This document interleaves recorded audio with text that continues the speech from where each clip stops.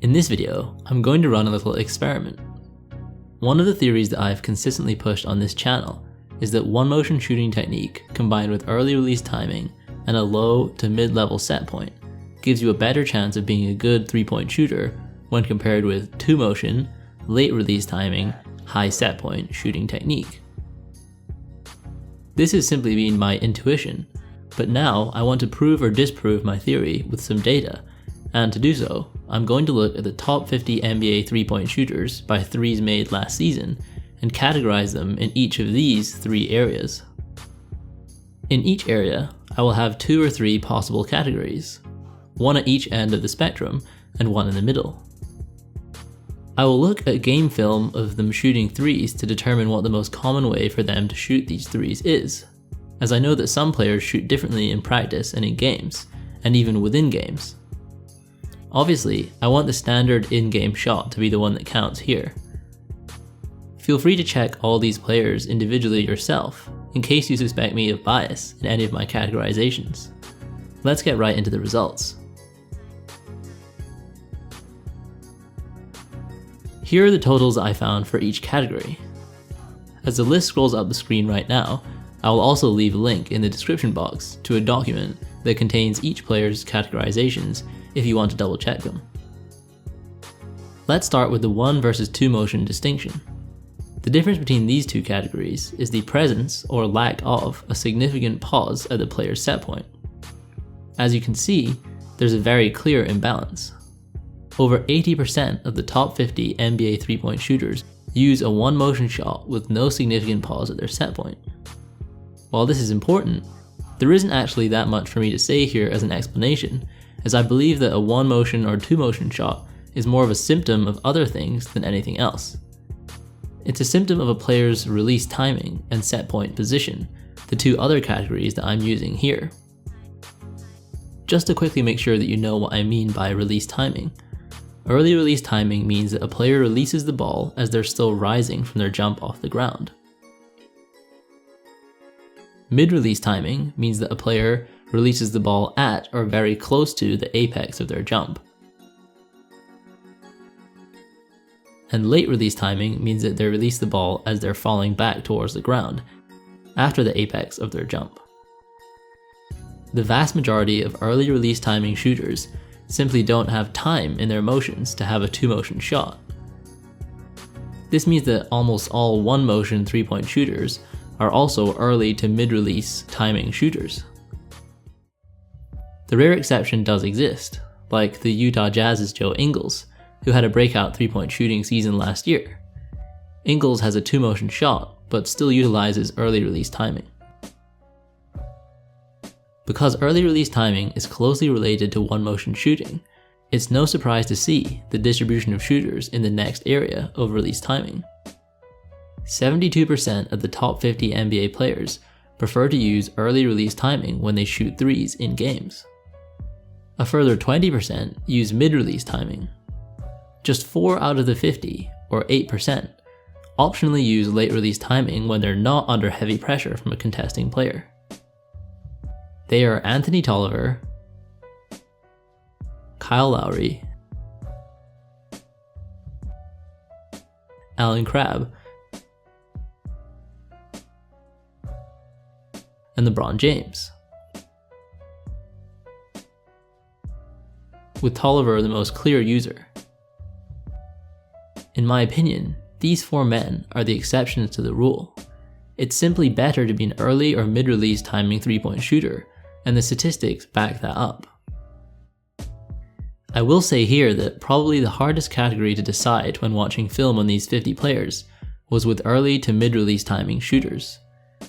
There are several shooters on this list who use early release timing on more open jump shots, but opt for more mid-release timing for either semi-contested threes or threes when on the move. Someone like JJ Redick is a good example of this. I decided to classify JJ as a mid-release timing shooter because he takes so many shots on the move and under pressure. So, even though his most natural, wide open shot is one with early release timing, his most common shot to shoot in games is with mid-release timing. In addition, the distinction between the two categories can be very thin at times, with some players releasing just before the apex. For those players, I erred on the side of caution and classified them as mid-release timing shooters. This means that the large number of early release timing shooters on this list is very much accurate. To give my thoughts on this distribution of release timing in the top 50 NBA 3-point shooters, I will say that it makes sense to me. By using early release timing, you give yourself the most efficient transfer of energy from your legs to your arms. This gives you the most shot power, no matter your actual physical strength. Just look at the smaller players who happen to have the most range, like Steph Curry, Trae Young, and Damian Lillard. The less you're exerting yourself in a relative sense, the more control you have over your limbs, and therefore the more control you have in directing the ball towards the rim. It's as simple as that. Of course, you can be a good shooter with late release timing. Just look at Tolliver, Lowry, Crabbe, and even LeBron. All of them are incredible shooters in an objective sense. Even Ray Allen had late release timing, and he's probably the second best 3-point shooter of all time. But these players are exceptional. They're rare. They're not the norm. I don't know how else to put it. To maximize your chances of being a good 3-point shooter, it would be negligent not to use early release timing. Finally, let's take a look at the set point distribution.